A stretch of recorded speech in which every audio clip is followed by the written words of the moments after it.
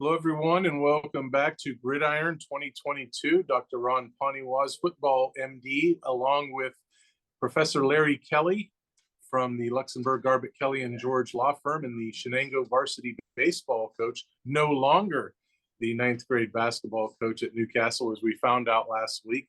And first off, Larry, a couple things. Thank you for joining us, and thank you to the LGKG law firm for sponsoring our Gridiron for the season and bringing such great coverage all season to of Lawrence County football to everyone out there watching.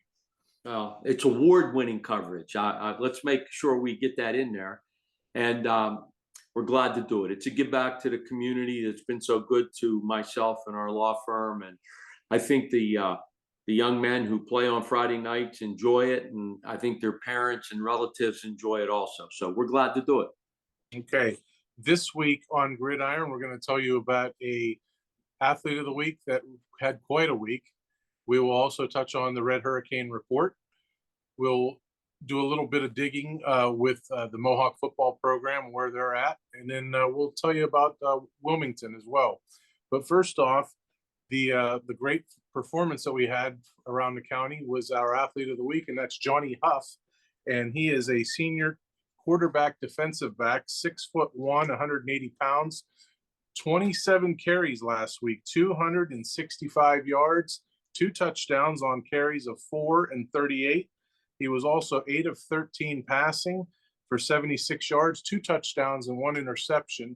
And Larry, I'll tell you, how great of a week did Jonny Huff have? Well, the 265 yards that he had rushing, number 2 in the county is Newcastle's Kayvon Gardner, who had 92.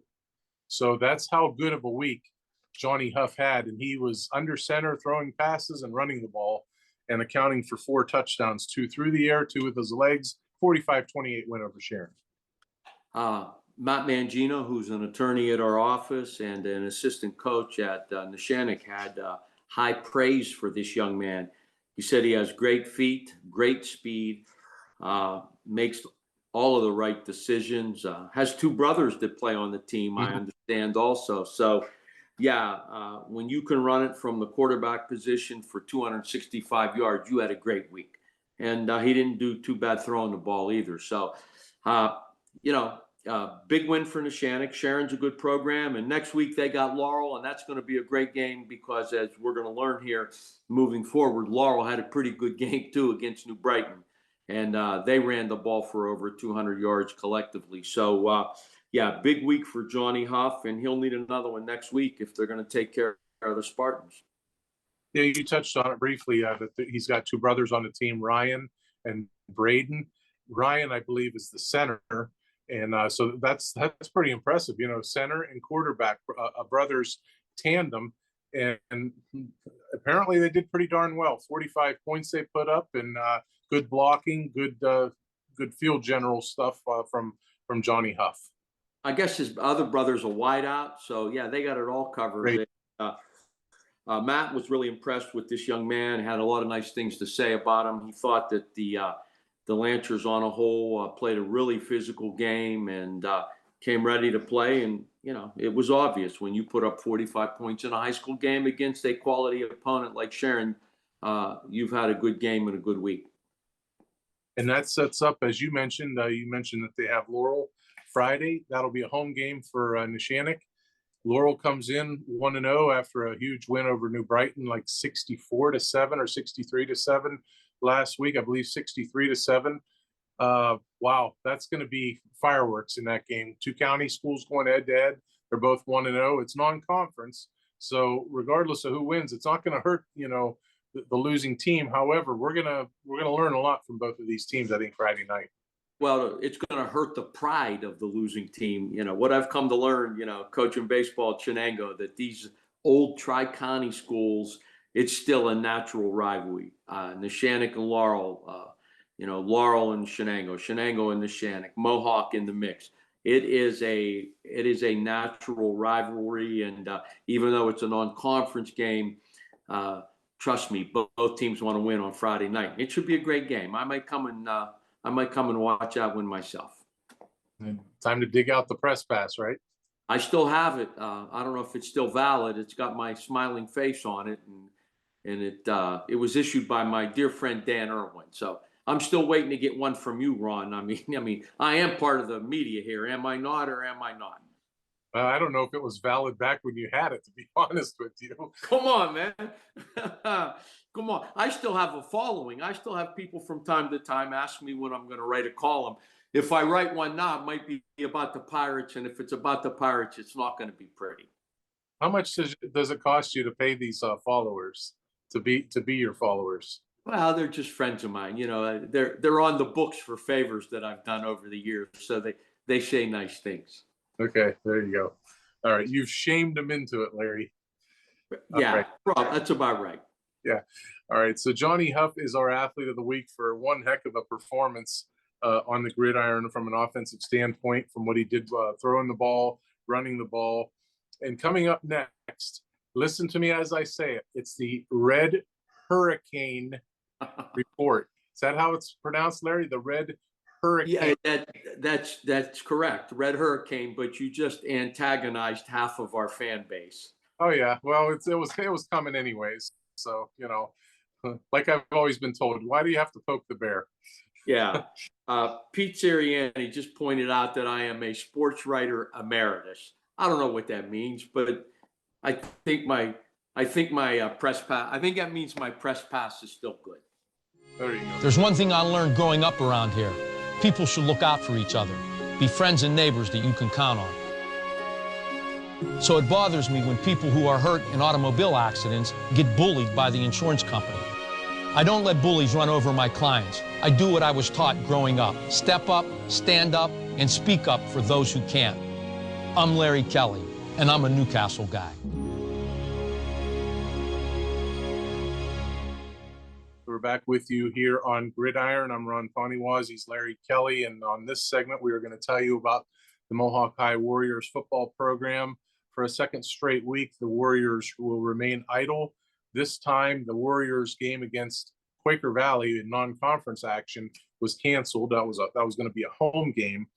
So, Larry, first off, you know, when we had COVID a couple of years ago, and if it was basketball or even football, and everybody was shut down for health reasons, maybe coaches could say, you know what, we're not allowed to be practicing, but if you want to go stay in shape by getting your cardio in, or running, or whatever you got to do, or maybe now in football's case, I'm not sure if they can do that. Where maybe a captain might say, all right, well, let's get as many kids as we can to whatever park or whoever's house, whoever's got a big backyard. I'm not sure if they can do that. Larry, is that possible, where they can do anything to stay in shape to practice? Because remember, they didn't get a scrimmage. Union's game was canceled. Quaker Valley's game was canceled. They're 3 weeks behind essentially, whereas other teams are 3 weeks ahead of them. Right. I mean, so from a team standpoint, obviously it'll be very difficult to catch up, without any practice time, without working on your execution and all of the other things that need to be done to have a successful football season. But I'm not even so sure from a practical standpoint if you could do this. Certainly the coaches can't recommend it, nor can they be there. Yeah. Because of the ongoing investigation. So it's a very difficult situation to be in. And it's going to put the team, if and when they are permitted to play again, really, behind their competition. Yeah. I know a lot of people ask, opinions, and what I've kind of guessed is, the way it's looking, possibly they're going to go week to week, if I had to guess, and they're probably going to say, you know what, all right, this was a non-conference game. Last week's was a non-conference game. You have Laurel next week. That's also non-conference. Wouldn't surprise me if that game got shut down with the intent of their non-conference. Whether they win them all or they lose them all, they don't get into playoffs with those wins or losses. And then maybe the next game, which would be the fourth game for them, I believe it's a home game against Riverside. If they're going to play a season, it would not surprise me if that's when they pick up their season against Riverside. Possibly cancel next week. Again, this is all my guess. Probably not a very educated guess, but if somebody was to ask me, and I've given those answers before, probably going to cancel next week. Wouldn't surprise me. And because I don't think they're going to rush through this investigation. They're not going to want to just hurry it along to play a season. They're going to want to tie up every loose end and do what they have to do. And this might be a case of, we'll talk to you when the conference play starts, if they have a season. If they have a season, you're right, because first and foremost is the investigation that is now being undertaken by the district attorney's office. And, when that is done and completed and the facts are known, then the administration at Mohawk will make a decision. I know the superintendent, Mike Latera, personally. He'll make the right decision when he's presented with all the facts. And I am confident that when that time comes, he will make the right decision. Sure.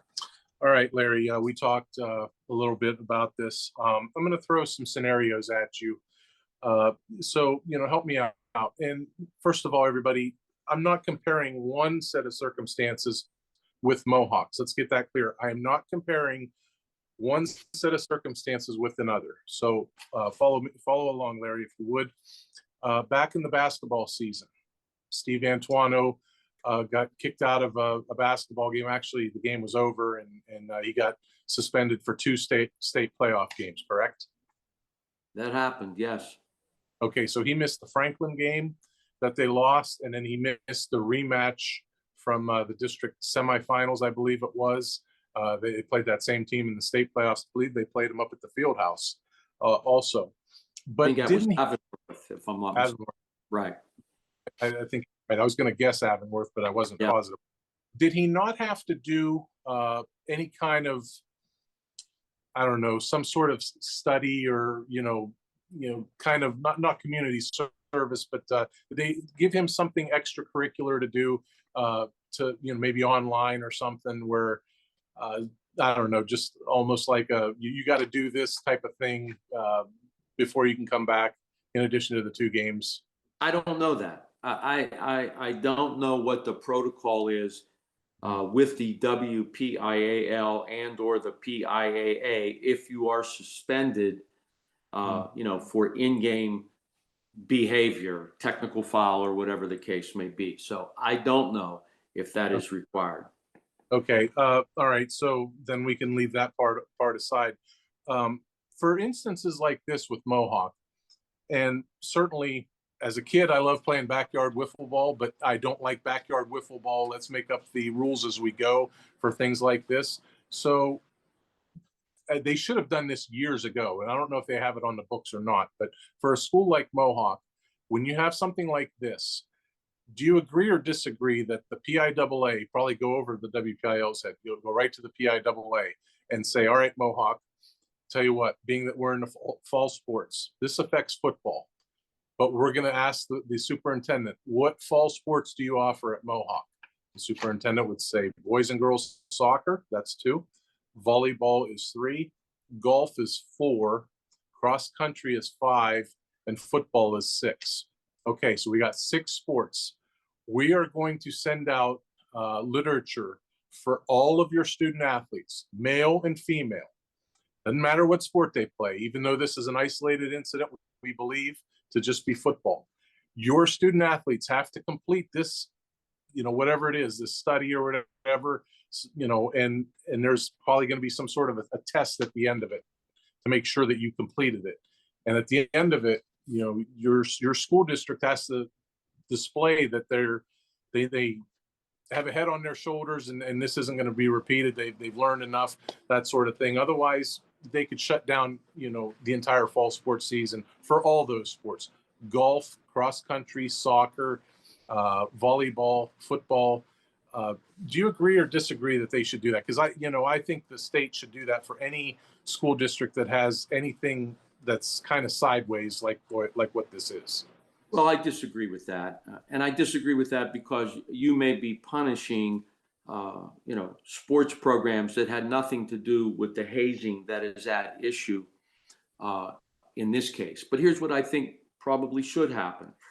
I am required as a coach, when I was coaching basketball at Newcastle and Shenango baseball, to get certified in a concussion program as well as a cardiovascular program. In other words, I had to take a course, online course, to alert me as to the signs and symptoms of concussions, the signs and symptoms of cardiac issues.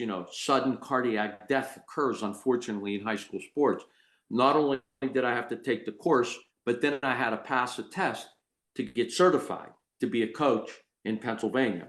I think we are at a time in this world that we live in now that probably coaches should be required to take a course on hazing.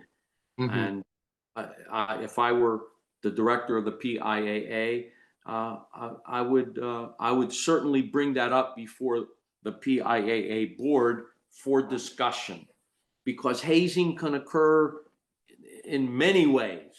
Someone suggested the other day, if you're on a football team, to have the ninth graders carry the equipment all the time, or bring the water, container. That could be considered hazing.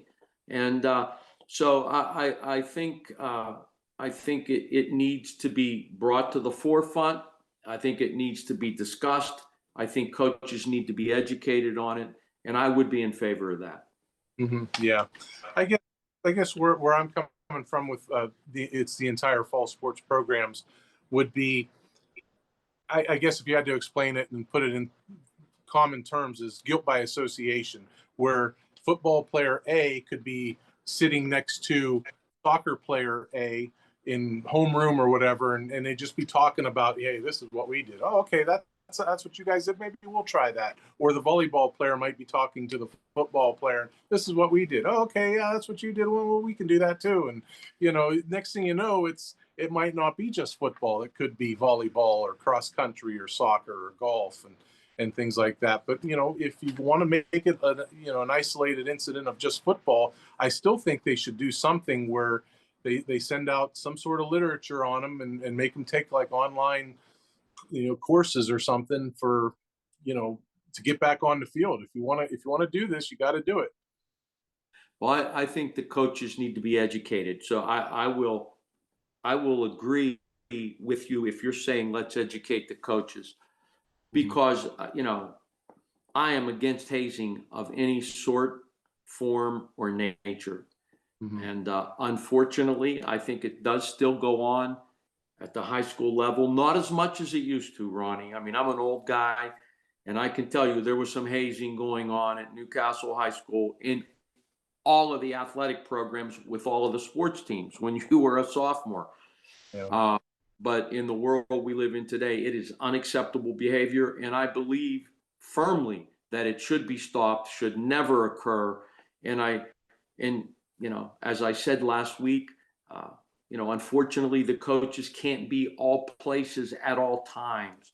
But I think, they need to be educated, and it would be their responsibility to educate their team and let them know there will be zero tolerance for this, and enforce it if necessary. Sure. All right. If you had a guess, if you had a prediction, does Mohawk get on the field and play varsity football this season amid this investigation? I think eventually they will. Mm-hmm. Is it for the Laurel non-section game, or is it for the Riverside conference game in a couple weeks? I'm not so sure, that it'll be for either of those two games. It depends on, the investigation being done and the facts that are then presented to the administration at Mohawk. As a veteran, I fought for our ideals, that we are a nation of laws, that the laws apply to everyone, and that no one is above the law. So if you've been hurt in an auto accident, I don't think you should be pushed around by some insurance company. Not on my watch. I'll work hard to protect your rights. I'm not afraid to go to trial, and I've never run from a fight. I'm Chuck Garbett, and I'm proud to serve the people of Lawrence County. Okay, we're looking to finish strong here on Gridiron this week, and we're going to do that with Wilmington football. They've been a juggernaut the last several years. Last year, they had their 5-time District 10 championship streak snapped by Farrell. And Saturday night, they played their opener against Sharpsville. Going into that game, Wilmington had a 9-game winning streak against Sharpsville. That went out the window with a 23-0 loss. They had a 14-game season opening winning streak, in season openers, also out the window. And that was their first shutout loss in a season opener. Well, I guess I shouldn't say it quite like that. They had won 14 straight season openers dating back to a 24-0 loss to Ford City. Ford City beat them in 2007. So that was their last loss in a season opener. And that was, ironically, that was a shutout loss. Now, Larry, that year, that was their only regular season loss, and they got all the way to the state semifinals and lost to Jeanette 41-21. So I ask you, Larry, can we think that this 2022 team can duplicate what 2007 did? And then remember, you got Farrell that's going to be standing in your way, and then they got a good Greenville team coming in on Saturday or Friday night. It's hard to say. It's too early in the season. I know one thing, they've developed such a winning culture at Wilmington that I'm certain this was a shock. As the newspaper, the title of the article was Shocker, so I'm sure it was a shock to everybody. Coach Fillion is the gold standard for high school coaches. Wilmington is the gold standard for high school football around here. And, it's all about the players, Ronnie, and if they have the players, they will come back and have a very good season. We don't know a lot about their players yet because it's so early in the season, but Coach Fillion knows how to coach them up. If I were a betting man, and I'm not, that's what you do. I'd bet on Wilmington having a good football season because, it's like reading the form on a racehorse. And, this racehorse has run really, really good for a lot of years, and I would expect that to continue moving forward. Okay, well, I'm glad you put it that way. So here's your race form, Larry. Let's say Sharpsville loses just one more game, and that would be to Farrell. And let's say we'll give this a good prediction for Wilmington. Let's say they run the table and they beat Farrell. So Wilmington and Sharpsville both have one loss. You're looking at it from the standpoint that probably Sharpsville will get the better seed. And what if Wilmington does lose to Farrell? Now you're looking at you're behind Sharpsville, you're behind Farrell. Instead of playing Farrell in the District 10 championship game, who knows how the District 10 will seed it? They might seed that as your first round game. And in a matchup that a lot of people would love to see in the championship, now you get it in the first game.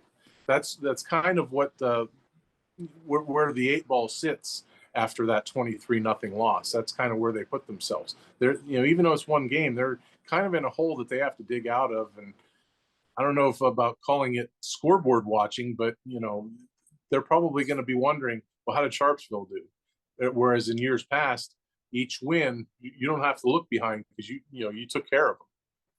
Well, I mean, again, it's early in the season. We don't know a lot about who Wilmington is. We do know a lot about their culture and their pedigree, though, and that's a winning program.